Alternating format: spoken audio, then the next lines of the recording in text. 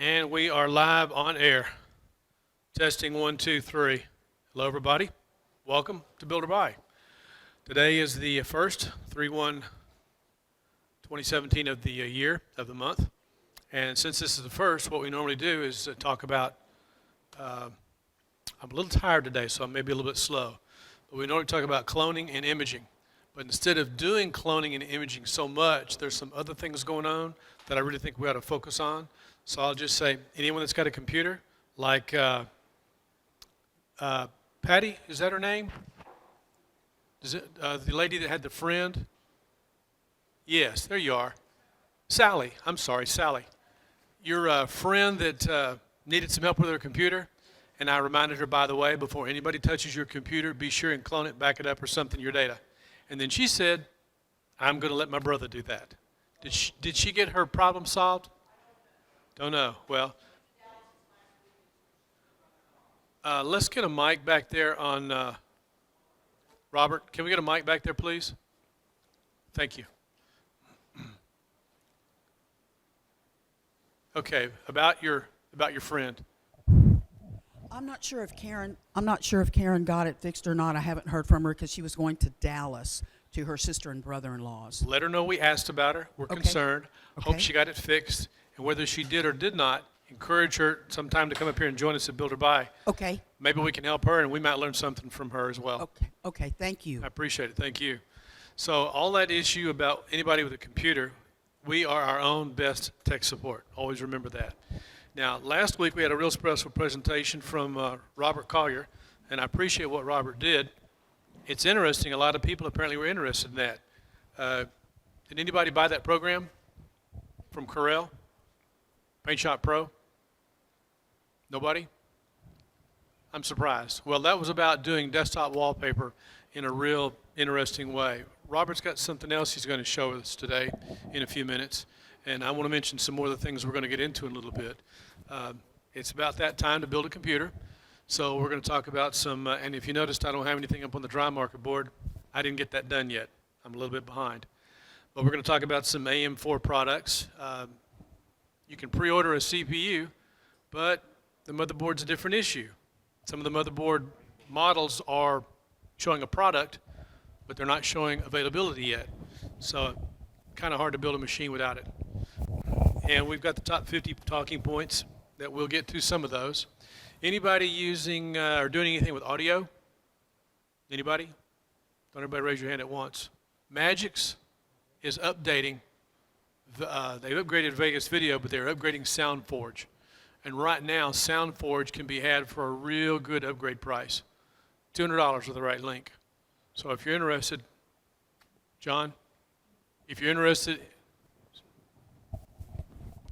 oh, yes, thank you. Thanks, Robert. Yeah, I bought a center speaker for my TV. Yes. And it filters out all the background noise. And it's made by Zvox. Zvox, not familiar with that. Zvox, and it runs about $250. And how did you find it? In the Wall Street Journal, an ad. Interesting. Do you like it? It works. How much? $250. Where at? Mail order. Mail order, $250. And the product again was? Zvox. Zvox. Z-V-O-X. So it's like zvox.com? Yeah. Interesting. Never had heard of it before. Thanks for sharing that. It has about 4 different filters in it that you can filter out background noise, and it brings the voice out into the room. How long you had it? 2 months now. So you got like a 6-channel sound system, 5.1? I do, but I don't use it. But you use that center front speaker. Yeah. No, I can't stand all that side noise. So I just use the center speaker only. Interesting. What kind of TV do you have? Sony. One of the, how old is it, like a year old? No, it's 5 years old. You're getting your money's worth.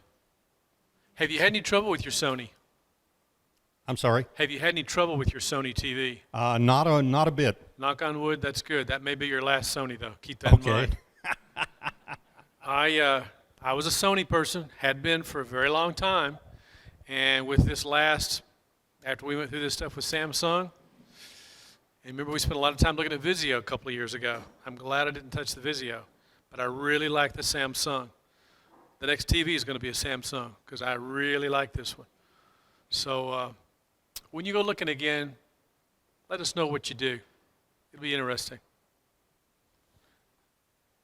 Okay, let's see. I'm having a little difficulty with the switch, trying to keep our backup shots going. Something else on the talking points. Clifford Carley, where's Clifford? Let's get a mic on Clifford if you would, appreciate it. Clifford had some information that we were working on last week about animated wallpaper, and I found all that really interesting. You have since come up with a program?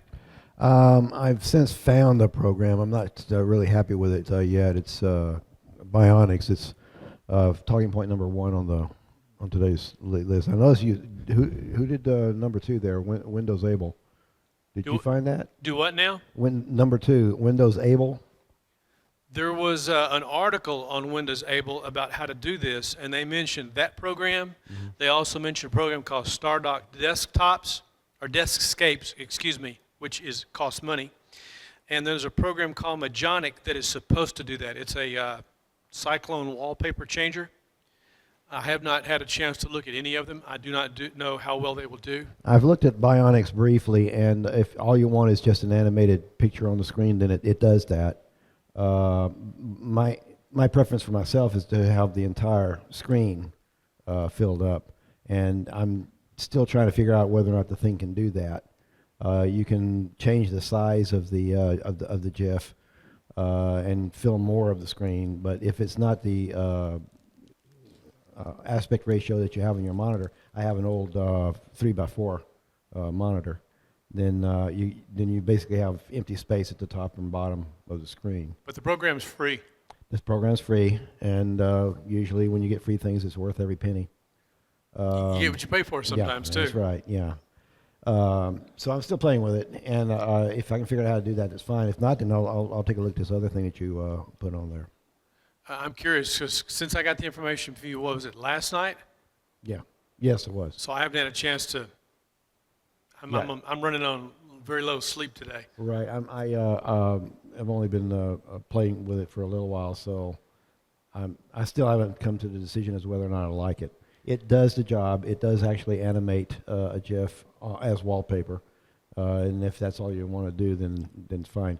I can't quite get it to completely fill the screen with the snow animate GIF that I showed you. I did a few other GIFs as well, and I figured I could get it to fill because it's 3x4 as well, but it doesn't quite completely fill the screen. There's a little bit of a border around the screen, but at least you get to see the entire GIF. Well, I'm interested in this because a lot of things that we do, I wouldn't have known about if we hadn't done it up here. Right. So I always feel like I get my money's worth when I come to BuildOrBuy. Like I said last week, what's really interesting is one of the things that went away apparently with Windows 7, because before Windows 7, I had animated GIFs all the time, but with Windows 7, that pretty much ended it.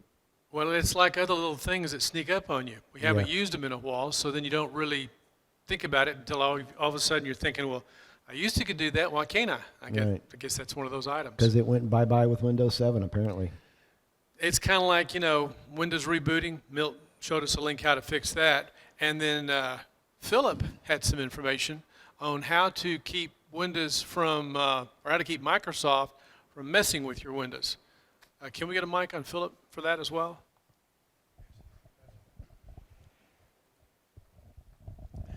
Yeah, I'm using a programmer. I've been playing with it for a while now, about a month, and it's called Time Freeze. I don't know if anybody used it or not. What it does is, and I've got it on now, is you got to set a lot of stuff before you run Time Freeze. But once you do that, it kind of works like a VMware virtual memory, except it doesn't. It's not a. It's kind of like a. And it's strictly software.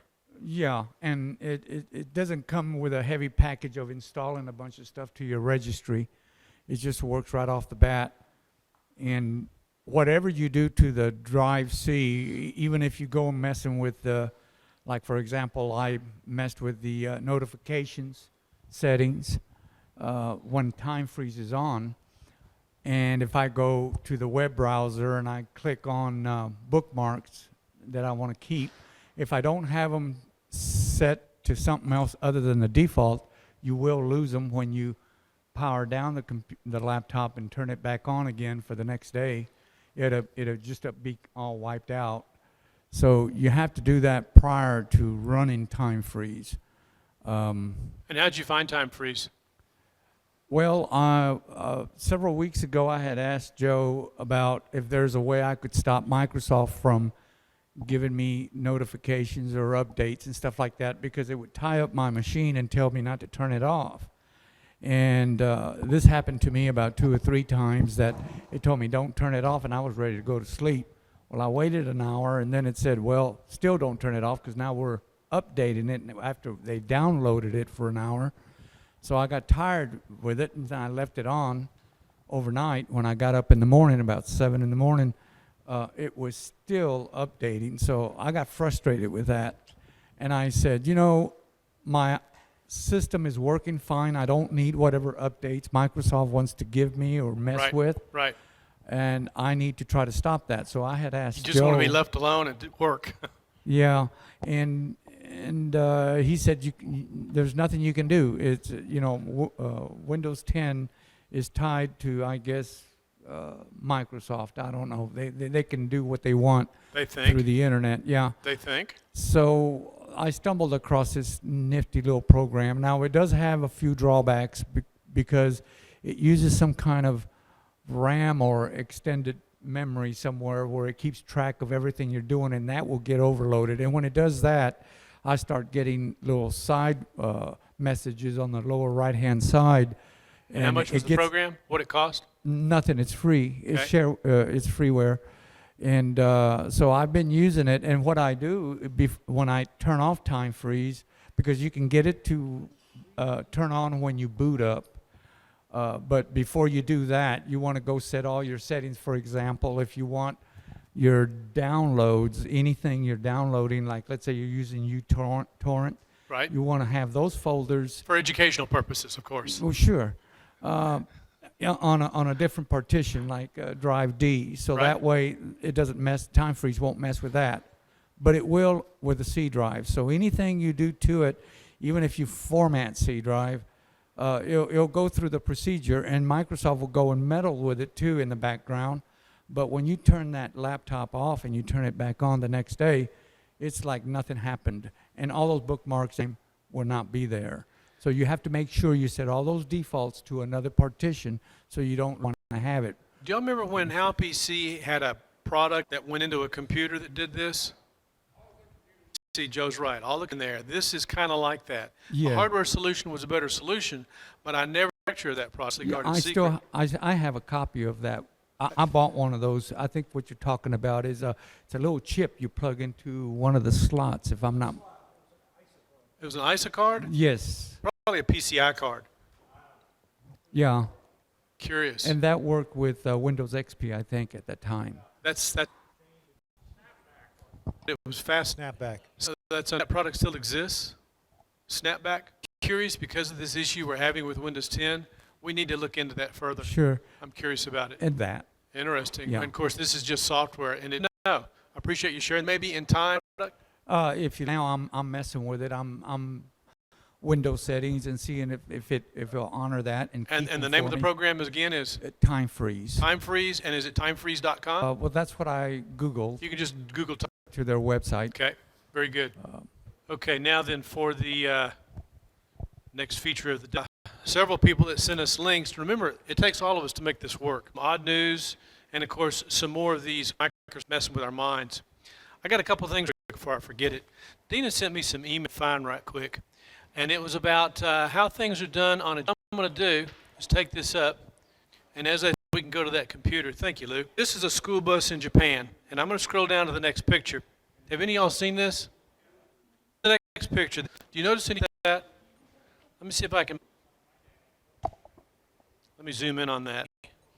Okay, that's a little bit better as we can. This is the inside of the school bus. If you'll notice, in the top left corner, There's an aisle down the center, and if you'll notice, can accommodate each desk that accommodates two. This is Japan, folks, doing this here. That was just sitting there for whatever on the school bus. It's a time.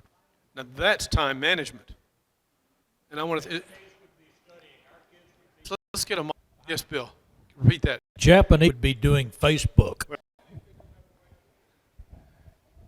Yeah, with the right filters, that'd take everything. Not little mom. Let's get a mic on. I said if you mess with a teenager's computer, you're going to wind up with your own computer that won't boot or go to porno sites, and the kid's computer will go. As my grandmother would say, you better behave. You might. Sister-in-law did an account. School bus in India. Boy, I tell you, that's packing them in. I don't think they've got room for computers in this one. But it makes you appreciate indoor public problems. And I think that's going to change. Instead of the kids having to go where the money's at, the money's going to follow the kid. The kid can go to any school he wants. Do I get? Sure. Point. Here we are, and here we are in India. A chance to. Now, something else that Dina had sent that I'll get to in a little bit is about, and you can read about it, an app called BuildOrBuy. You can check it out. Before we get too much further on what's going on with the AMD present I want to talk about, Robert, you want to go ahead and tell us what you've got to share with us today? Who was it last week that mentioned fractals? Was that you, Philip? Need another mic. Was it you last week that mentioned fractals? Where's a mic over there? Let's get a mic. I got a mic here for you, Robert. Yeah, which pocket did you say? Pocket. Do not put it in the pocket. Okay? Oh, okay. Let's get a mic over here. It's a coming. About fractals. Ahead for us. You know, last time when you this presentation, it took a long time. Pictures lined up and cross or that you were talking about Yes. to get to what you wanted to, which was to want to overlap or something Yes. like that. Right. I'm with you. I'm just curious, isn't there a way to automate that and make it quicker by using a macro? Well, if there is, I'm not. If that's the impression you got. The reason that it took all that time is because I had the wrong mouse. Okay. 4 seconds. I can do the whole process, filling up the screen, with all the copy. Select one. So if you have a mouse, particularly that the wheel on that mouse didn't have any clicks. So each time I touch it, it would jump some amount, and I don't know what. When I finally had failed, and Gil gave me another mouse, well, it had a click on the wheel, and that surely makes it better because then you can control what you're doing. So it takes a long time because after you've done it 3 or 4 times and you got a good mouse, well, it doesn't. Okay. But if there is a way to do it, I don't know it. So that's all I can say. Yeah, because I've used macros in other applications, and I'm sure that program. What I would like to, for my bottleneck, one key or a control key, Sure. and get a 1920 by 1080. Just blink, there it is. Because what I spend the most time doing is trying to get that done. Because at the out, because I stop at 2000 or something, stop at 10 anything, and then zoom in the corner and do it again. Sometimes I still can't get it, and I have to zoom into the corner again. So Yeah. I would save 15 or 20 to get a crop rectangle with a single. Do write a macro for it. Write that one first. Oh, I'll okay. borrow it. Was that everything you wanted to know? Yeah, I was okay, just that's just a curious question. as to if there was a way to just speed that up. And then clicking a macro and you've got what you wanted, you already paid for Well, with I another don't macro. know Paint Shop Pro. I could see that if I were trying to do it, I would probably be more inclined to write a basic program that worked with 4 pictures that were stored somewhere, and I just grab those pictures 1, 2, 3 from that way and save it. And but I can't do basic. They left me in the dust and frustrated. If that's what I would do if I can't anymore. All right. Yesterday, the topic of fractals came up. Fractals is mathematically, and it's also interesting if you don't know anything about mathematics at all, because a lot of them are really pretty. Is the beauty, and the mathematics, and so I hope that fractals and why it is called a fractal. Let's do that. It's easy to understand that. Off with is, say this thing is selected. This is the simplest fractal that I've ever known. Luke, that input does not have anything on it, so don't use that input or that input. Let's go to the computer that I had queued up, which is that one. Okay, this is KOCH, which I'll say is Koch. I'm not sure how you pronounce that. It's the simplest one I'm aware of. It's also one of the least interesting. I don't see any beauty in this at all, but it makes it very easy to use as the defining element to say, well, this is what it means to be a fractal. And so I will paraphrase what any official definition might have been and just say that you need some rule for drawing it. And so the rule for this one is given any line segment, and up here at the top, there's a line segment. You divide it into thirds, and so there's the first third, and there's the third third, and the middle third is blank. And at this point, you insert two sides of an equilateral triangle. And the length of this side is the same as this length. So the line used to be 3 units long, now it's actually 4 units long. And we have done one step of the algorithm. And what if you ponder it a little bit, the first 4 words in the definition tells you that it's impossible to draw this thing, because the first 4 words are for every line segment. And so mathematically, a line doesn't have any width, it only has length. So you can say, well, how long is a line? Well, mathematically, there's no way to say how long a line is. I mean, you have to have some particular line, and you can measure it some way. But if you're going to play it on a computer screen, which is really the limitation that we have these days, a line can only be as long as the number of dots you've got on your screen. So if you went on a diagonal, you could get something like 3,000 dots. But if you don't go on a diagonal, it's 1092 across. And so if you wanted to look at a line, we call that a line, with maximum resolution, then it can't be any longer than 1920 bits or pixels. Because if it's bigger than that, you can't get it all on the screen at once.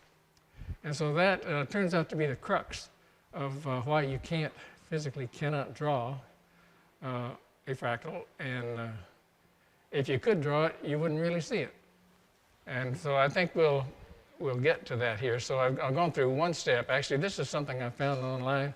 And the thing that interested me when I got into this is that I couldn't find anything that went further than this. Say, why don't they show some more? And I found out why they don't show some more. So let's take the second step. Here's a line segment, and so in the middle third, you put those 2 lines. And here's a line segment, so in the middle third of that one, you put 2 lines, and so on. And so, well, that's a line segment right there. So you have to come up here and put a little hump in that, and that's a line segment right there, so you have to do that.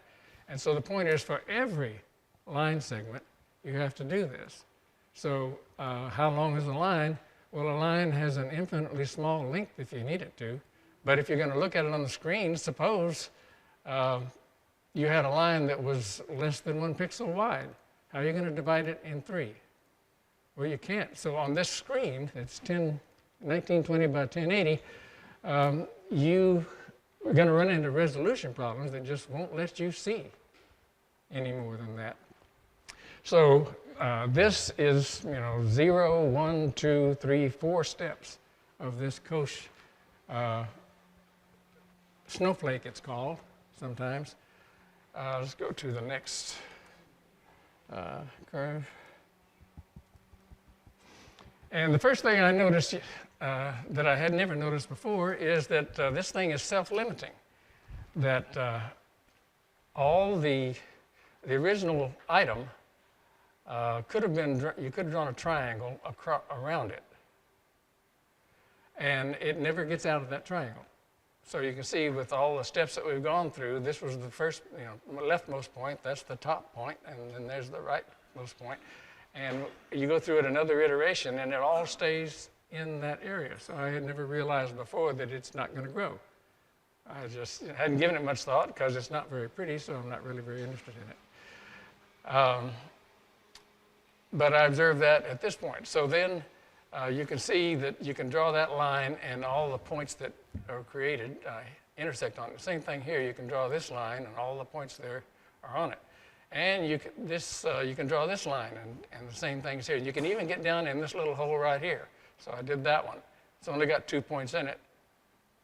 But still, next step, there are going to be 2 more points in it. So that was one thing I noticed. So my assumption was, when I first was looking at this, is, well, if you kept on going and going, this is just going to get fuzzier because you're going to get more and more little stuff in there. But it turns out that's not really what happens.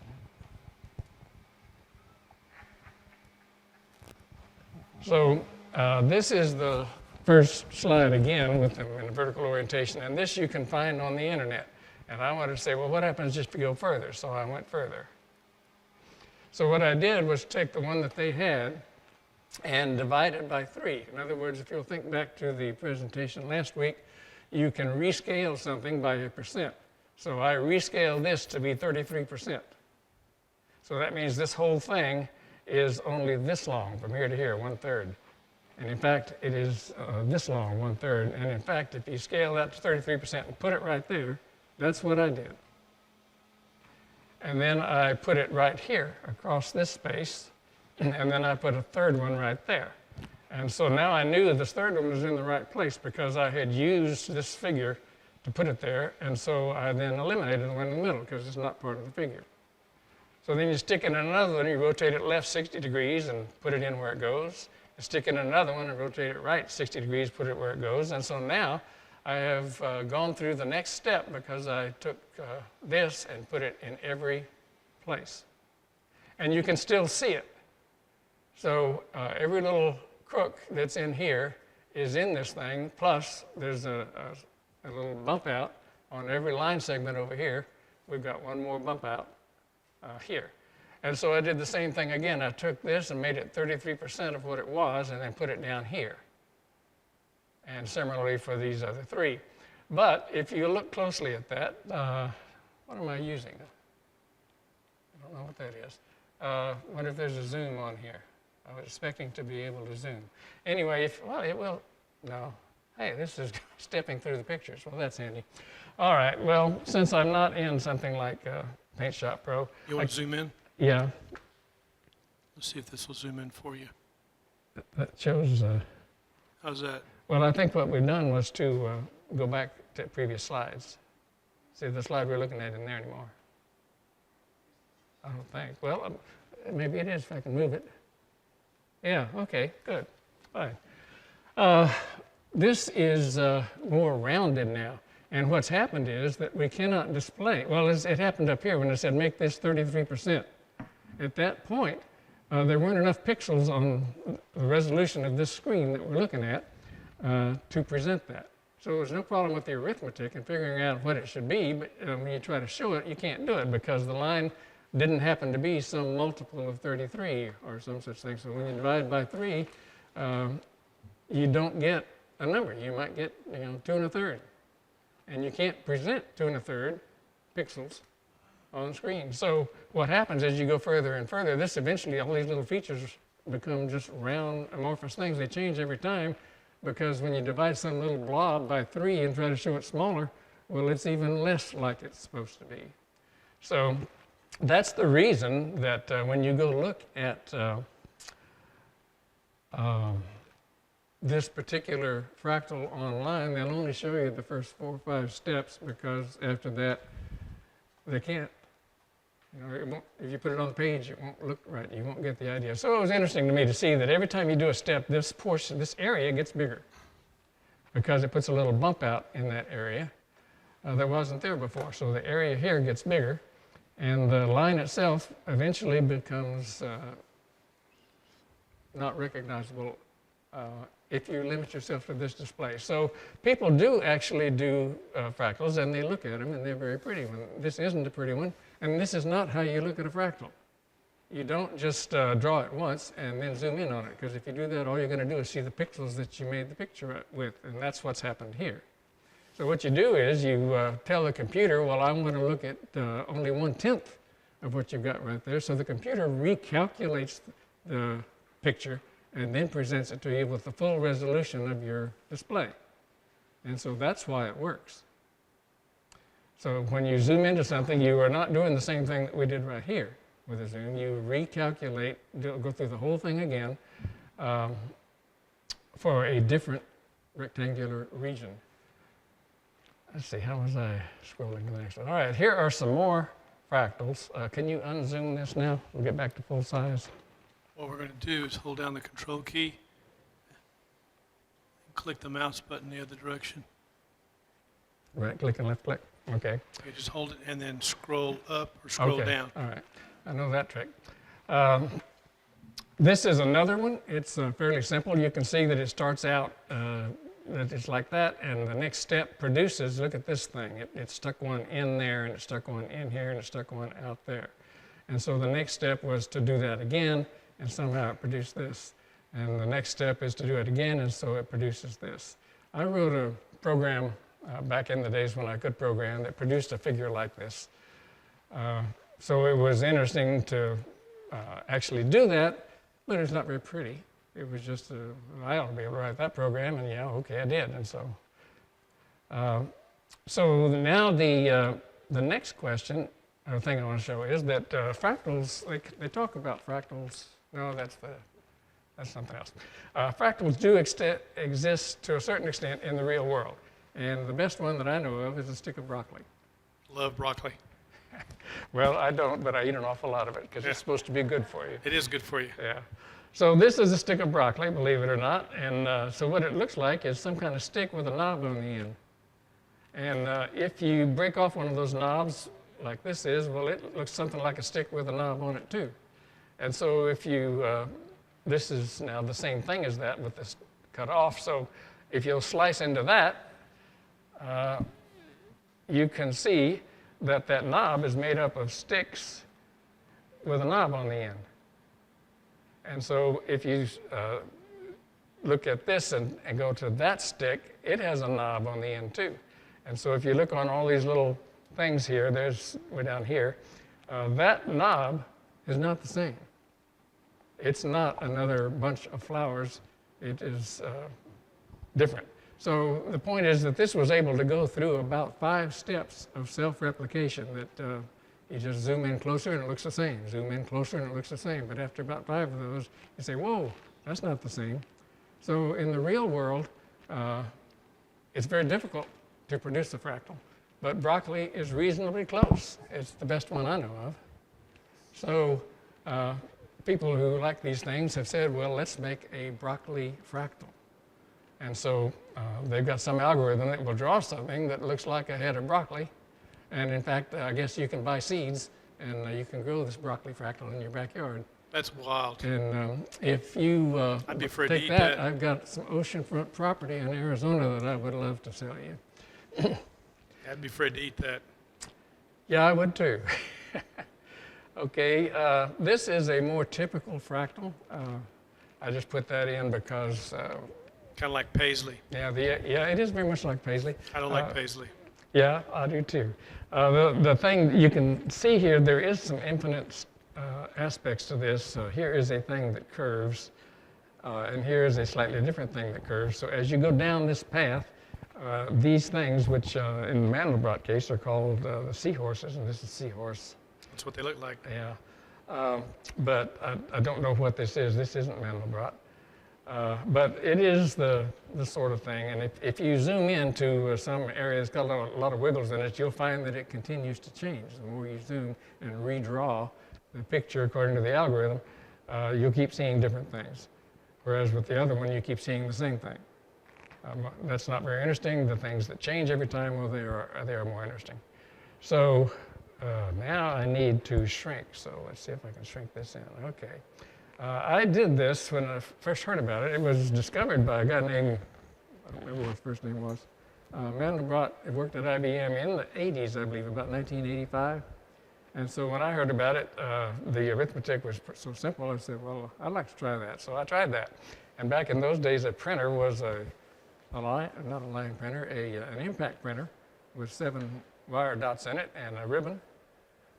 And so color pictures, I guess you could get one if you paid enough money, but I didn't pay that much for my computer. So this is my idea of a Mandelbrot fraction. This is what I was able to do with my program, and then let's print that. And so I've got it, from 20 or 30 years later, I still have that. And I did the same zoom thing, or a zoom thing. So if you look in some region, I don't know what, of that figure, and zoom in enough, you will see these leaf-shaped figures and the beginnings of another one of those Mandelbrot bugs starting to form here. And there's another thing even further in. The thing that's interesting here is that I guess there are 8. These things go in binary numbers, so there should be 8, yeah. 8 of these barber poles coming in, and there's 8 of these, and there's, I think, 32 somethings forming around this Mandelbrot in the middle. And in Seahorse Lane, you can find a lot of things like this, and it could be that the other pictures were zooming in on this region. I don't remember where they were. I'd say 25 years ago, I just don't remember.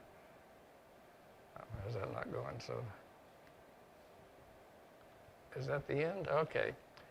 All right. So the next thing is to go online and.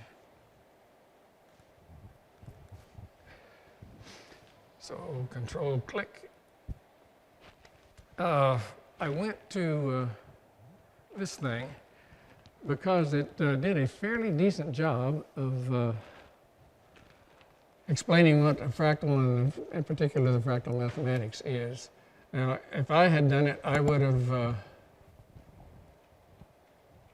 left out some of the mathematical aspects, and so in my description to you here, I'm going to try to leave out as much mathematics as I can. Now, to me, there's a great distinction between mathematics and arithmetic. So the mathematics here is the idea of a complex plane and imaginary numbers and so on, and you don't need to understand that much mathematics to know what the arithmetic is that's going on here that causes all that. And the arithmetic we're going to do is square and multiply and add. That's what we're going to do. But the problem that you run into, the way the Mandelbrot is usually drawn is in a square that is 4 inches wide and 4 inches tall.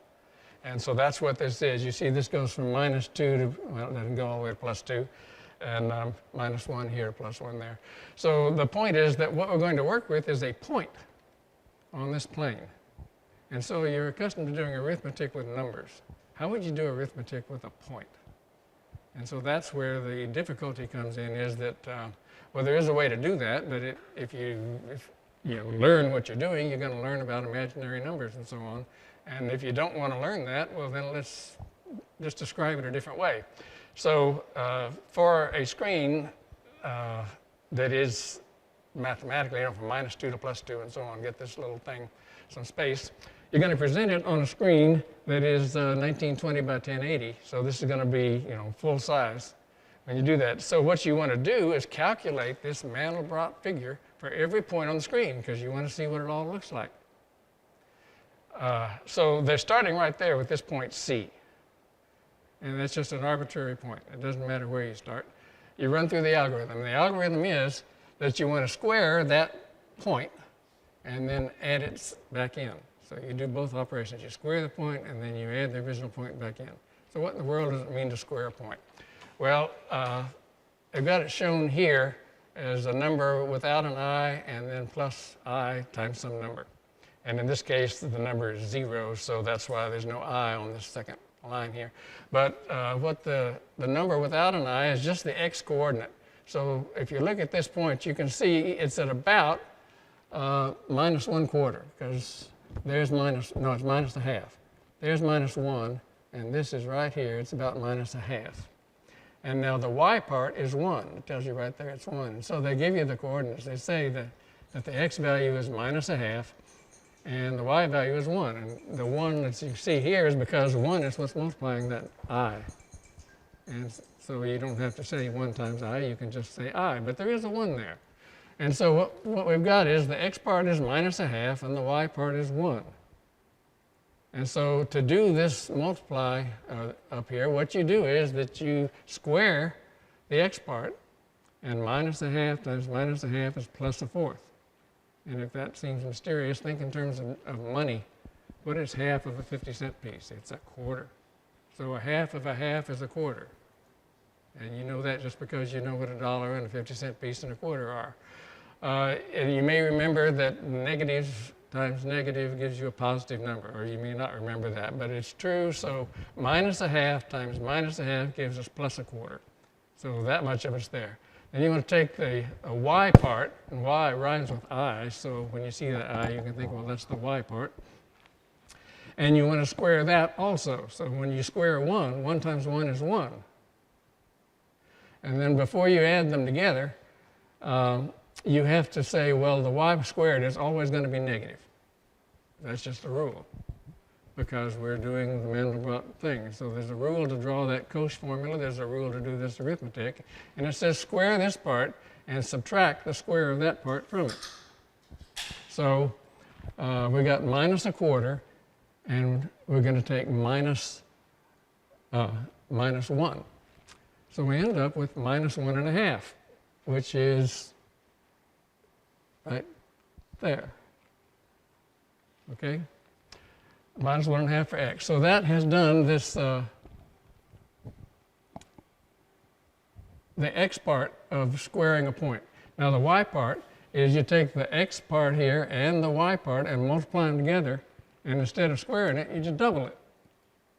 So 1 times minus a half is minus a half. And when you double that, you get minus 1. So the y part of this square operation up here is minus 1. And then the last thing you have to do is add this other point back in. So you have to add in the minus a half, and you add in the minus 1 to plus 1. So the y part goes away, because plus 1 and minus 1 is 0, so there is no y in the next value. And if you had minus 3/4 is what it was, and then you subtract a half from it, you get minus 1.25. And so this point right here is the result of that first operation. Well, here's what we started with, and the first turn of the crank for Mandelbrot, which was not very complicated, you know, about 3 or 4 things of arithmetic to do, gives you this point. And then the way the algorithm works is you just do the same thing to this point. So when you do this point, it calculates that point. And so if you did the arithmetic on that point, you end up here. Now, if you write one of these programs to do this, you'll check at the end of each step to see if the magnitude, which is just the line length from the point to the center, how big is it? You calculate that, and if it's ever bigger than 2, you quit. Because if it's ever bigger than 2, when you square it, it's going to get bigger. And so eventually, if you do it enough times, it'll go to infinity. And you can't do anything with a number that's infinite. So if you see if it's going to get big, you might as well quit. Because what you're looking for is the things that will never go to infinity. No matter how many times you turn this crank, it always stays less than 2. And so the answer to that question is, which dots never explode? The answer is all these black dots. So all the black dots in there are the Mandelbrot fractal. And all the points out here are things that blew up to past 2 along very few iterations. But if you look right along the edge here, there's other colors. Not just black and not just blue, but there's yellow and there's orange and whatever. And so what you do is, in any real program, you're not going to do this calculation an infinite number of times. You always pick some maximum at which you're going to stop. And you could just do it 100 times. Or 500 times, or any number you want, but 500 is going to take a lot longer to do than 100, so nothing's free. But what you do is you count how many iterations did you have to go through before it finally blew up and got out of this zone. And if you're doing it 100 times, and on the 99th time you did it, it became greater than 2, then you'd say, well, that point is not black, but I can give it some other color, and all of the points that turned greater than 2 on the 99th iteration will get the same color. And all of the points that got bigger than 2 in the 98th iteration will get a different color. And all the ones that did it in the 97th iteration will get a third color. And so that's what's happening here. These things that almost made it are given a color that says how many times we had to do it before it blew up. And if the number is very small, like we only had to do it 4 times and got out, well, you just color it blue and don't worry about it because there's really no information there. So when you're looking at a Mandelbrot curve, you're really not looking at the curve, you're looking at the edge of the curve or the stuff that's just outside it, because the Mandelbrot itself is all black and has very little interest. So, are there any questions about what the Mandelbrot fraction or fractal is? Okay, then there's one more thing to do, and that is to go look at one. So, over here, this is a zoom, and how long does it go? It'll go 16 minutes if you want to watch it that long. If you don't want to watch it that long, then it can go less than that.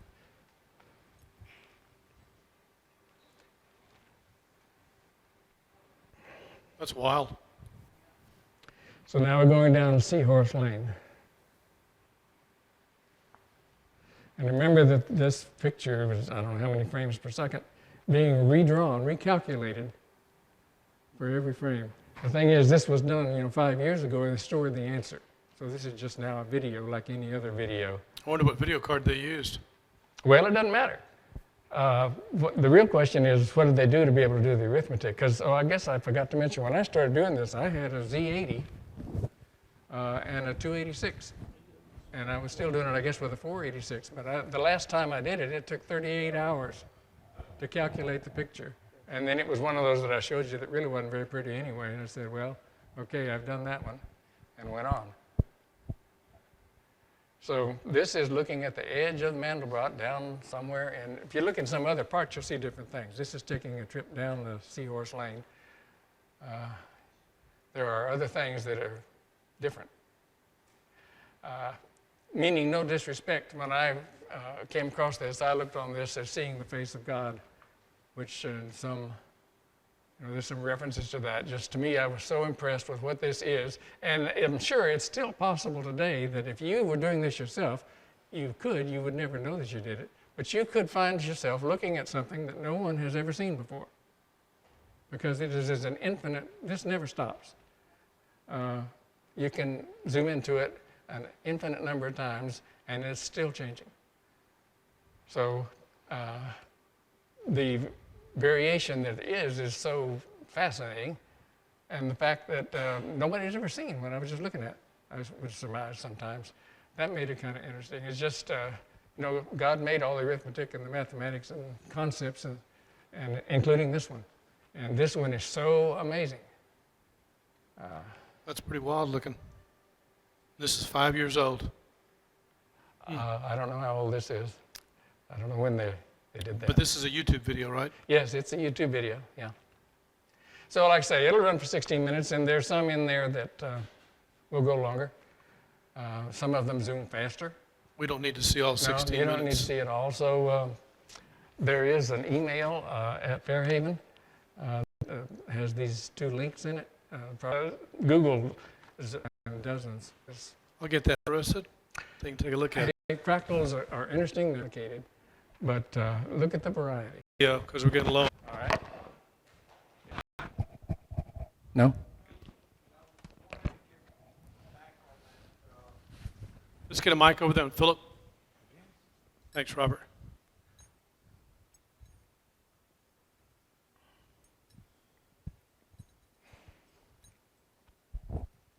I couldn't help but to research this thing about macros and the thing you were doing with the with those Paint Shop pictures. Pro, yeah. Yeah. I found a site where it says Paint Shop Pro scripting tutorial, and yes, it does allow for you to record a sequence of steps to do what you had done, and it does have the capability to do scripting. Now, scripting, yeah, in a way, it scares people off because it kind of down the roads of programming, but it doesn't require you to learn, subroutine calls or stuff like, what BASIC or C or C++ would require you to learn in order to do that kind of programming.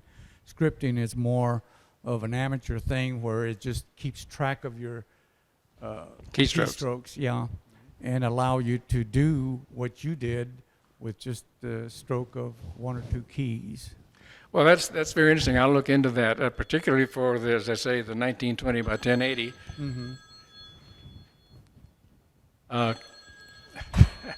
Is that Joe? North Branch, Minnesota. Yeah, I'll just read this real quick. It just says, if you're tired of repeating the same actions over and over again when editing digital photographs in PaintShop Pro, you can create a script that will do the work for you. In this tutorial, we'll give you detailed instructions for creating and running scripts in PaintShop Pro. Well, I think that would work for creating my rectangle, but I don't think it will work for aligning the panes that you have to overlap, because when I do the rectangle, it is a command. I say select 1920 by 1080. I think it'll take down those numbers, and it'll remember those numbers. So, but for sliding things around, you don't know when you click, you don't know what XY coordinate you clicked on to drag something along, and you don't know how much you're going to drag it. Are you going to drag it 17 pixels to the left or 147 pixels to the left? You don't know. So anytime you do it, you did something, but that's not going to be what you want to do the next time. And there isn't any command for overlap these 2 pictures by 1 dot that I know of. And so I don't really think that that would work on a script. But I think the other one will, so you've helped me, because that's what I wanted most. Okay. I have a The ability to question. get that rectangle. I think it does keep track of what you're doing with that mouse or what you're doing with that keyboard. And if when you call up another copy of that picture, it's going to come up in a certain location, and then you drag it to a certain location, which would be that 1 pixel overlap. Well, but you don't, because I guess what I showed last week, I used the whole picture. So I know they're always going to go to the center, because that's where all those things go. So it's true, that part about stick a layer down there and invert it and multiply it or mirror it, that part could be scripted, and that would always work. But whether you use the whole picture, which can be any size, just depends on your source. Where did you get it? How big is it? Or what I usually do, that I didn't do last week, is I crop it, because for one reason or another, I want to control what is being reflected. And so I like to put interesting things along the edge of my crop window, and because I know that's where things, and give me something to look at. So since you don't really know how big your thing, but you don't know how far you have to move it to put it in the right place, because you don't know how, and you'll never know how big it is. It's just as big as this one is, and the next one's some other size. You see what I'm saying? Yes, I do. But when you select a size, that's a size you can use for the next picture that you're going to. No, say I just crop a picture, and I don't know how. Okay. So that's why it doesn't repeat the next time I crop another picture. It could be the same, but not likely. So working with it, yes, you could do that. I would do that. You need. I think Dwayne just a comment back there. That scripting in sense, Robert's perhaps. Well, I'll find that out. 15-year-old copy of PaintShop Pro. Thanks for that presentation. Once, and Lou had to run a minute to get everything back, one place at a time. About the fractals, I hope we're through with that. Someone had too much spare time on their hands. Let's go on. We had from, you sent me this morning about, well, not that one. The one you sent this morning was about Netflix learned how to stream good video on a bad connection. So too. Able to do it in real time and change the Can you get the mic? change the fit the quality of, you can really compress it more if it's going to a phone or kick it up. It sounds like an amazing What else? It says 56K kilobit for audio. I've noted out and ended up having to stay in a motel. We were running Netflix on their Wi-Fi, which was, and they just seem to know how to do this. Too. Now the other, you Comcast is going to have. That's interesting. Yes, that Netflix in the Comcast Xfinity box, because it keeps me from having to go to Roku and go through All that rigor. Use the voice command by just say, watch Netflix. So you go right under your stream. Very impressive. No, 130 net and TV. Okay, let's see. Back to some of the stuff we had from Robert Collier. Robert sent us some a link from Kim Commando. Bill's personal information. It's a big deal. You might want today's news talking point. 22 tech that you might be on that would more of an FYI look at it. Let's see. You mentioned integrating YouTube. We did that. Oh, Jack. Nothing yet? There's a mic. Still using the Dell XPS 1595-6 Closer. as that I want. So far, I haven't found specific features. It's primarily high-def screen, really good video card, scanner, USB 3, USB. Still looking at that Dell? And it's got one in stock, not filled up the distribution. Well, new products are starting to be talked about since those new products are being talked about.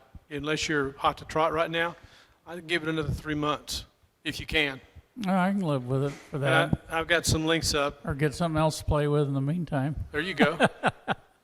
A card and get one of each.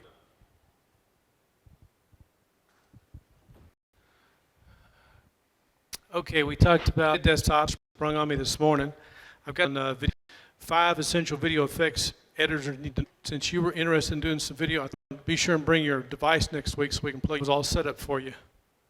And Pro Video Coalition had a video up on how to record good audio quality quick and easy, but you had to watch the video live. Otherwise, they tell you to go to Movie Elf, learn, and watch the video from there. Annoying. I'll put that mildly. Anybody watch that? There were some links up on.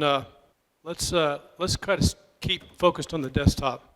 Texas CPU, and somebody pushed that rascal beyond 5.2 gigahertz on all. It's one of those where they do the helium, have the rag around it, and it's on. Texas also had a link up on the Ryzen 7, the 3 processors, the 1700 bundles though that are spotted on Amazon.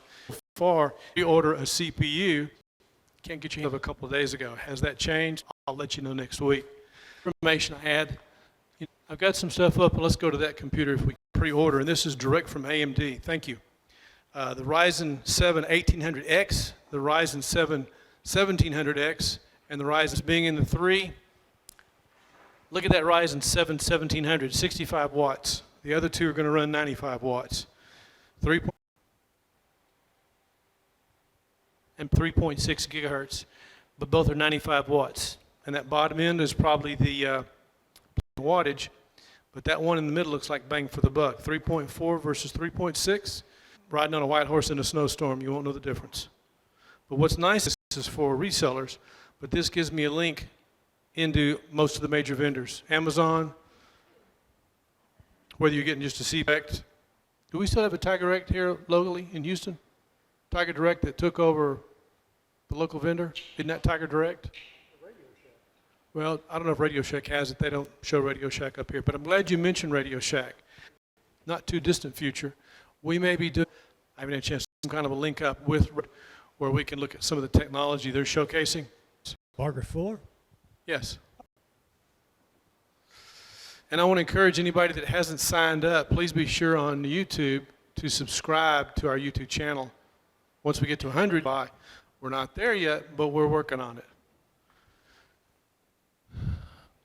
Now, if you're looking for some interesting ideas with technology, we got one here from Digital Trends. Googlish is another Microsoft vulnerability.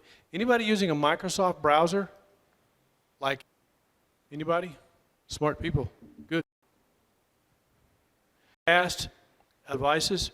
And I've got an article, because it was actually in 2 places. Also from Red Shark News, previously about some of the 16. There's a link up on that. You can read their latest blog. But the first one I mentioned that has 2 articles up, shutter versus camera that will let you switch between those 2. More expensive cameras have one kind. The cheap cameras have the other kind. How can you tell the difference? If you put a camera on some or a helicopter image, fine. If you see the shutter, it's the cheaper kind, the less expensive. But you can read about that. Right now, it's the GS Red Shark. There's a link into it here as well. And again, it says adds global shutters. It's a pretty impressive. Put in your pocket, run and gun video camera. It's way above like the. And I think we're doing pretty good with what we've got. Is anybody downloading anything while we're here today? I hope not, because we are. I haven't had a chance to. Oh, it just popped back. Watch this back. Jerky. Seemed to stream missing, like especially. It's because we have to have a 20 megabit upload, so we can send out video stream. So if it's not us, but I don't have the computer ran our Ubiquity controller, who's sucking the bandwidth is somebody actually. So, But understand, because somehow they're hoping to use the exist, I think is coming. Not sure real world effect that's going to have unless you happen to be standing in an area where, you know, you've got an open router. The Wi-Fi is supplementing it. But they didn't really how until it comes to see if it's really. I've been really pleased with the, you know, you're getting really, you know, maybe 14, 15 gigabytes on just 4G data. So. did it give us really that fast? Yes. Good year of this year. Thanks for sharing that. And last, from my perspective, you set a link on PC World. 10 feature blocks desktop app store instead. Well, I got out of that because I don't use many Windows apps. I use almost all desktop apps. As a experience, you could, the desktop apps, see if your system runs fine just using, but it's real world, good for me. What are they defining as tiles, the new stuff on Windows 10? Whatever they call. You know, Oh. I call them the desktop apps, which were for me. Get in the Windows Store. That's the only one. I call that junk. But that's just me. What I was concerned about, has anybody 1607? 1607. Now remember, there's another update coming out. First thing we're going to have tomorrow and Friday is going to be the new AM4 products. But we're going to have, at the end of this month, we're supposed to be Windows coming out. Anyway, put on some machines, and two things it did. It wiped out, what's the program we use to keep stuff on the sidebar? Yeah, but what's that program? Does anybody remember it? Sidebar, I think. Is it called? No, Classic Shell installed, but the other program repairs your gadgets. Well, it is side. Wipes out its own. It also reset the fonts. Sure, yeah. Set those fonts back to 9 point. I had to go back and extremely annoying. But I wanted to mention that. I had just put the same thing. We don't have to play with the computer. And then it reset stuff that I had to go back and fix. Gee, thanks, Microsoft. So I'm really interested, Philip, talking about time what? Can we get a mic over there on Philip, please? Yes, sir. Yeah, I have not tried time-free font setting. It would restore, you know, it's not a, do have a, I think that it is fighting whatever internet while you're using it up on me, and all I do is reboot running again. Some people might like it, some people may not. So you just have to see if it fits what you do. In time. Yeah. In time. I hear you. That reboot card, by the way, is apparently morphed into something called the reboot card. Unfortunately, when you go try and buy one, I get a 404 error in their bill. Interesting. Y'all remember a company called MIDIsoft? Doing MIDI? Well, they're gone too, but you know, such is life.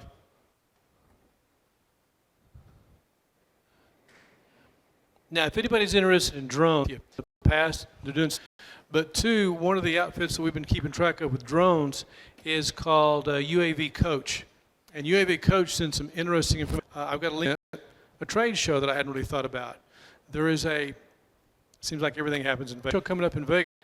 They're going to be at that show showing their site plan software for doing a site plan surveying. Is getting so involved in our everyday lives. It's kind of started as a game. We are heads with it. But people are doing inspection of sites. There was an interesting thing. Yes, I know drones being used in Mosul.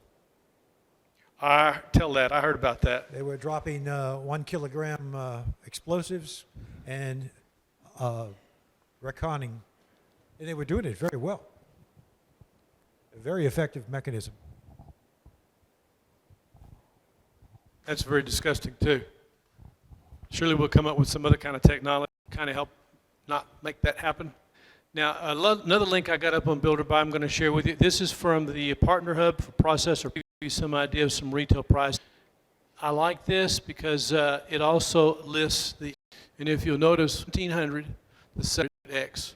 The first one being this set with the Wraith Spire 95 watt cooler, but that's supposed, and we're showing a price of $400, and then the top one is $500 for the Ryzen 7 1800X setup, and you compare the FX processors, and we were down here at the 8350. Okay, that's showing with a Wraith cooler. That was just a regular cooler, because the 8350 and 8370, but they're showing now one was 4300 and the other was 42. Anyway, the 8350 is the one we spec'd as bang for the buck. So right now, this is an AMD FX machine, a less than $200 processor versus about a $400 processor. Motherboards, I expect to be probably pretty much on par. And I got some other information from from Gigabyte. I hadn't looked at Google yet to see if it all plays out. But here's what I know. For Gigabyte Business, they sent out a list of motherboards that were on the retirement list. Jim, that Z170 is now being replaced by the Z270. And even though that is only like, 6 months old, they're retiring that series. That's an Intel machine. So hold on with your bare white knuckles, because this stuff is moving fast. It's kind of curious to see what's happening. I am going to put some specs together as soon as I get something nailed down a little better, but these are hard facts. These are hard facts of what it's going to cost, list price, and I expect the processors to pretty much stay that way. And according to what AMD had said, the processor through the channel is going to have good availability. Now, motherboards, that may prove out to be a different issue. I've only started looking at motherboards when they first came out, and some of them didn't even show a price. So slowly but surely, we'll get to the point where we can build a Ryzen machine. What I'm curious of, when we get to that point, everything needs to always be totally reevaluated. Where's going to be the best bang for the buck? Is it still going to be an FX machine? Or is it going to be a Ryzen machine? It depends on, I guess you'd say, what your benchmark is. For example, the benchmark where they took a Ryzen and hit that at the highest speed yet, well, that's the highest benchmark for a processor in that category that beats the britches off what Intel is doing. So, you know what, it's three different ways to look at something. What's it going to cost? What do I think is bang for the buck? And what do I think is going to be the best value that, as Joe would say, if I were going to build a machine, here's what I'd build. And I don't have that answer yet because I'm still looking myself. And I want to build a Ryzen machine, but I want to get squared away on the price. Bill. Yeah, while we're on this subject, one question. Yes, sir. How do you figure out what size power supply you need in this thing? That's pretty straightforward. We've always recommended the size of about 750 watts because it's not the running power, it's the startup power of all the devices.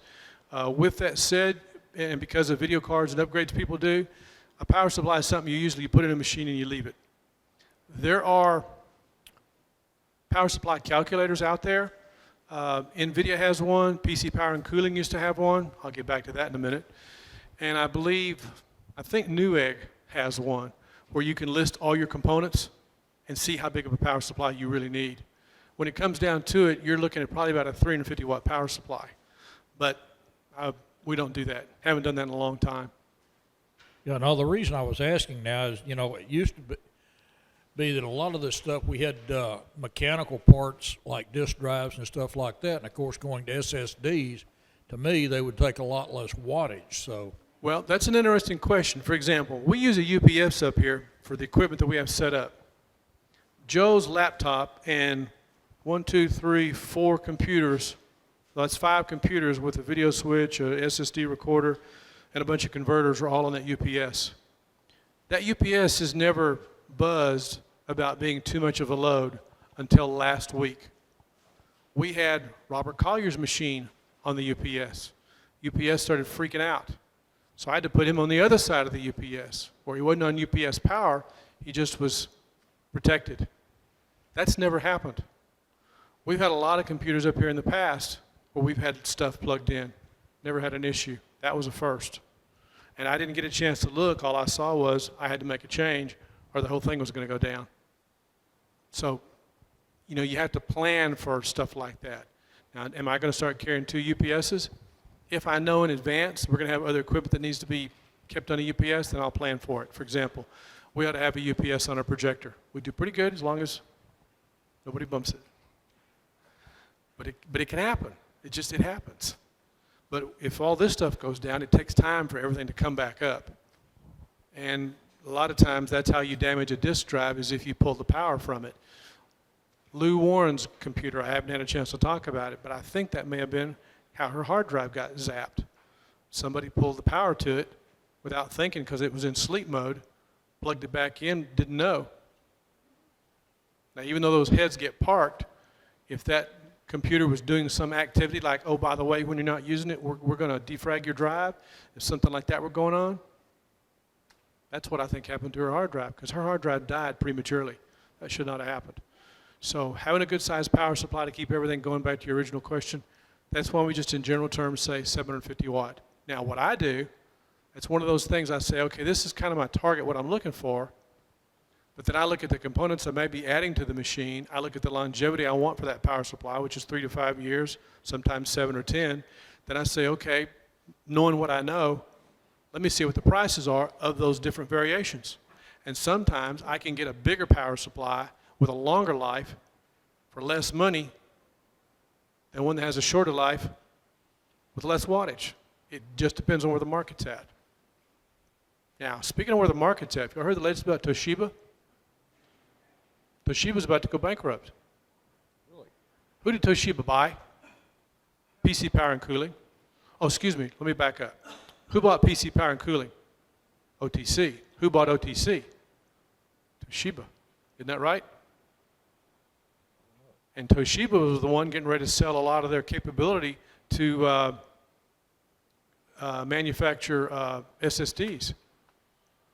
And if they're about to go bankrupt, I've got a link up on it. You can find it here on BuildOrBuy under the news. But that just kind of, in fact, it's an article on Extreme Technology, Extreme Tech, which is a Ziff Davis publication. You can take a look at it. But that really kind of concerned me. So Gil, I got Yes, a sir. comment for Jack Yes, sir. in his Dell 9560. Yes. According to Windows Central, the Microsoft store has the Dell in stock, and they're also now selling it online. So, Jack, can we get a mic on Jack, please? Thanks, Jim. Yes, Jack. It's difficult to find the one with the fingerprint reader, but And that's the big deal. You got to have a fingerprint reader. it is. Are you diabetic? I am, yeah, but my iPad has sold me on the fingerprint scanner. Does it work okay? Fantastic. Do you remember back when we first started this fingerprint scanner stuff, Al Massey, that was the one thing he said that they were going to have trouble with getting to work, is because the fingerprint of a diabetic is different. It's not as pronounced as someone that is not a diabetic. I'm not very diabetic, so maybe that's the reason it works. I don't know. I'm just saying, the retinal scanners are supposed to be the ones that are bulletproof. Yeah. But that's going to take a little bit longer for those to come online. The key to the other biometric stuff, I guess, is having the 3D HD camera. Yes, that too, I think is going to take time to come online. Philip, yes, sir. Yeah. Now that you're on that subject about the fingerprinting on that tablet, if you remember last time we talked something about getting vital information on your cell phone with this ICE thing, I think. I don't know what it was called. ICE? Yeah. That's all fine and well, but what good is that if you put an emergency phone number there, you put your prescriptions on there, and people use passwords, Exactly. so they won't be able to get it. But if a cell phone comes out with where it can scan your fingerprint, Yes. possibly maybe there when you're knocked out or you're in the middle of an accident, they can pick up your hand and put your fingerprint on there to access that. That's a good point. I agree. It's something to think about. I just remember what Alan Massey told us about that stuff. That's always in the back of my mind. Can I mention one other thing? Sure. Last time y'all also talked about this flyboard. Yes, the flyboard. Yeah. I think that will never take off. Because can you imagine a teenager buying one instead of a hoverboard, or I don't know what they call those Hoverboard? things. Yeah. Can you imagine him flying close to a power line Oh. and with that fuel Yeah. in the back, it'd be a firecracker Sure. up in midair. Sure. But remember, there were two things. One, actually three things. As he flew low, number one. And number two, as he flew low, he also flew over water. Yeah, so he had a little bit of a cushion. Because even water, when you hit it and you're going fast enough, it's like concrete. Yeah. So, and number three, when he landed, there was a guy standing there with a fire extinguisher strapped around him, just in case. So I wonder where that would become useful. I mean, I guess to get somebody off of a side of a cliff or something, and No, that would not be useful there. You're good. Go ahead, Joe. Yeah, I think right now, I don't think the water thing is important because this is a prototype. So I think this is just being very careful. Yes. But I can't imagine they selling one that you have to only use over water. You take out too many of your customers that way. You lose your customer base. So I think the school's still out for me on that. You know, I wouldn't want to do it, but It's a piece of technology that you think about it. We've been working on something like this with a jetpack since the 50s. And is it something that's about to come of age? It's hard to say because there's safety equipment you got to have that he didn't have. There's all that other stuff you got to think about. I'm fascinated by it. And if he wants to do it, I'll be glad to watch. But would I get on one? Whew. You know, it's like someone said, why would anybody jump out of a perfectly good airplane? I'm in that camp. Where's Jerry Lee? Jerry Lee's not here today. My one time. This John. is just a comment. Did you see the film of that plane in California The that film. hit a house? Oh, I heard about that. That's That horrible. was a classic dead stick stall. It was a classic. I fooled around aviation most of my life, and I have never seen one, a dead stick stall. But that was a classic dead stick stall. You want to explain that to everybody? That plane was moving 10 foot down for every inch forward. He was, I guess, moving the controls in the wrong direction, you might say. I have no idea. I haven't seen anything further on the. I remember when the story first came information. It was kind of like when the two officers got shot here in Houston. Okay, well, you know, someone got pulled out. There were 4 people on board. Someone got pulled out of that. So 3 people passed. I haven't heard anything since. One of the passengers was a former governor. Oh, wow. They didn't say what. Heard them say that it had some event. 3 students, I don't know if they were male, that they were probably, it's a horrible situation. But I pray the family gets over this, and I pray they figure out what happened, because this sounds like pilot error. I think that's where we're at. Well, now, Uni aircraft industry in Kerrville, Texas. Are they the ones? No, I don't think so. Okay. V-shaped tail Yes. out of the 1940s. Yes. Well, that thing had an inherent design that if you weren't careful, you would throw it into and you cockpit, walk to the end of the out of the. it was a Mooney flying one in 19th detail. It was a I have vertical. no- I mean, the tail did not slant up; it came straight up. I have no idea. I don't know. Yeah, it was copied off of Beechcraft, but Beechcraft had it. the one I was flying was a Mooney Mark 21.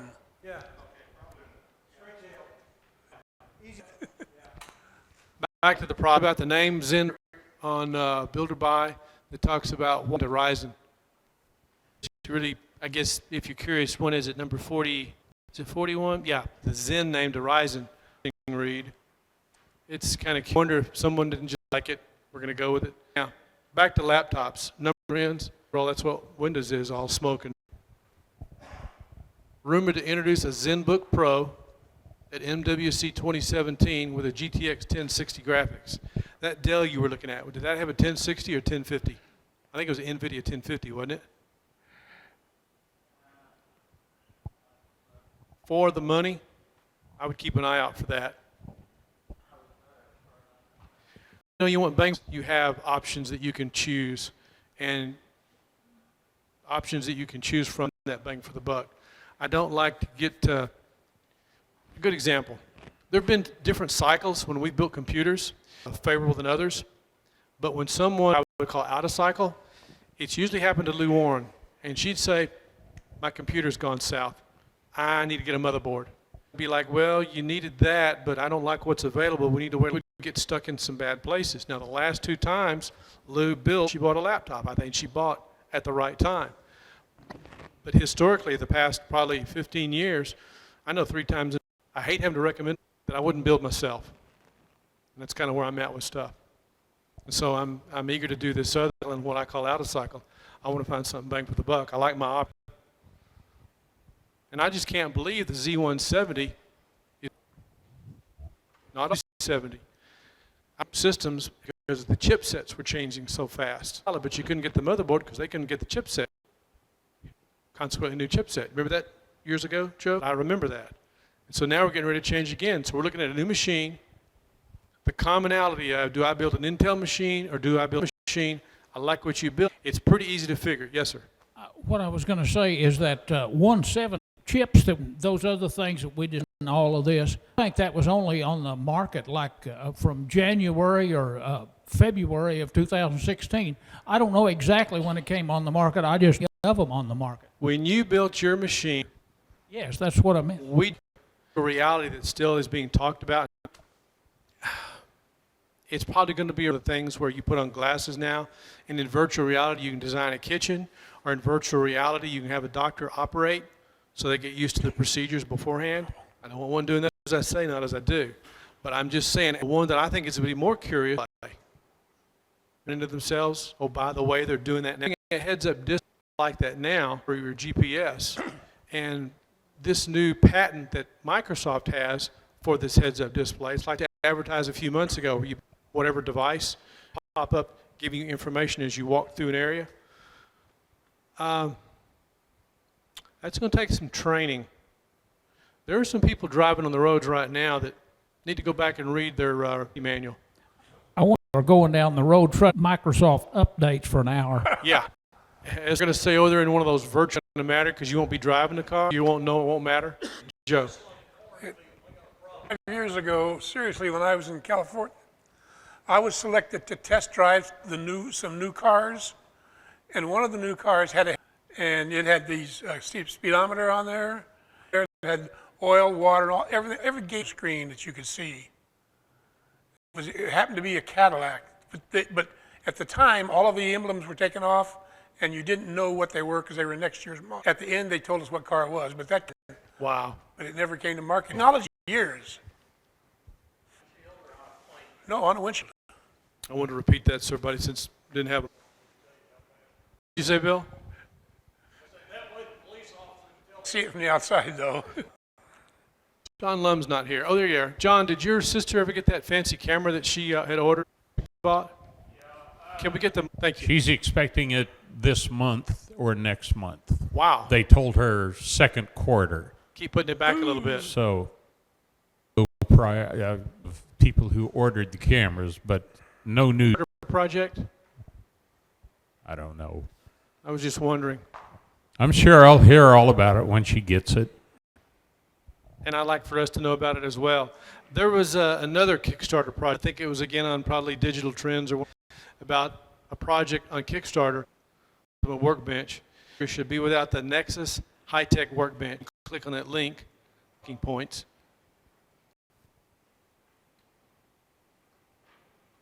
And there's a video clip about it, the Nexus workbench. like Tools would come out. Are you guys familiar with Tools? I think Tools are German manufactured product. But man, are they expensive. But if you're interested, there it is. You know how fancy air jets in it, like a hockey test side. Well, by the way, I can do that now. No, anyway, it's a high tech. I kind of figured it'd be more of a high tech something with an anti-static pad, but that looks like an actual. Yeah, it's interesting. They've got a sliding compound miter saw up there made by Rigid. I think that. But I digress. Like to build or buy. Yes, Bill. No, it is on hinges. You know, the saw is not part of it. It's got a Right. essential plate. Just a plate. Kind of hard to justify. Did it say how much they were asking for it? Bill? Bill? Did they say how much they... Jack asked, yes, it attaches to the wall on one side and then just folds down the wall so you can pull your cars in and out. Nice. I've had one like that, metal folding door, folds down. Metal, any kind of door makes a great workbench.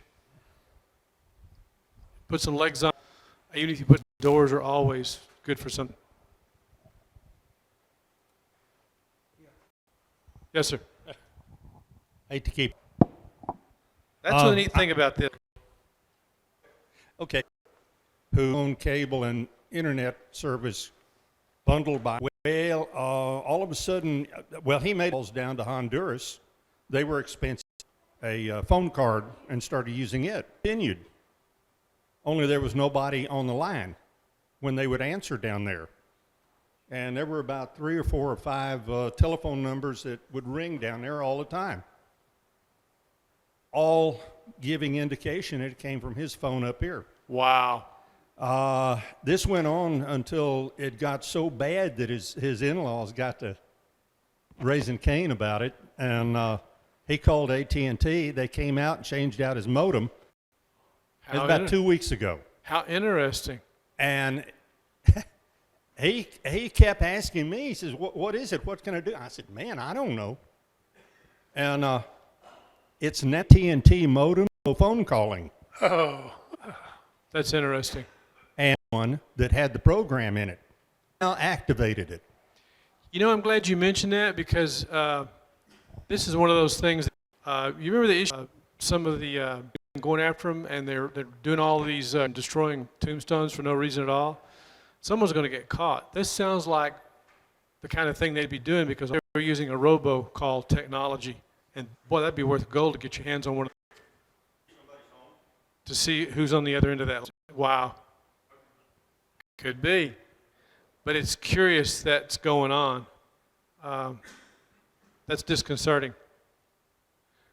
You know, with the same token, I always watch my water bill. Like I'm 3,000 gallons this month, or I'm 4,000, because I'm usually 3,000 this month. And in August, I hit like 12,000 gallons. So when the water fluctuates, so I mean, something like that would freak me out, drive me crazy. But you wouldn't know about it until a billing cycle goes around. Interesting. And how long did this go on before he figured there was a problem? The mic? It's gone on for about at least 9 months. What took him so long? Was it because the in-laws were paying the bill? None of the phone calls appeared on his bill. Oh, wow. Well, how did he? It's his family down there. His in-laws got to raising Cain about it here about a month or two ago. Because they live there. Yeah, they're the one receiving the phone calls. And there was nobody on the line when they'd answer it. And it had his telephone number up here. How strange. I've always wondered how they spoof those numbers. Your theory may hold water. And those phone calls were the only ones he used because he didn't call anybody around town. Changed out the cable modem and the problem He's stopped. got the cable modem, the bundled cable modem, yeah. Wow. And like I say, I honestly think that AT&T has software for that thing. Now you make me wonder, okay, the first question is this an inside job? Don't know. Yeah, but if there's nobody on the line, what's the point? Yeah, nobody's on the line. It's just a phone. Is it avoiding All their phone. calling from here down there? I didn't understand that. Though they were showing up on his lines.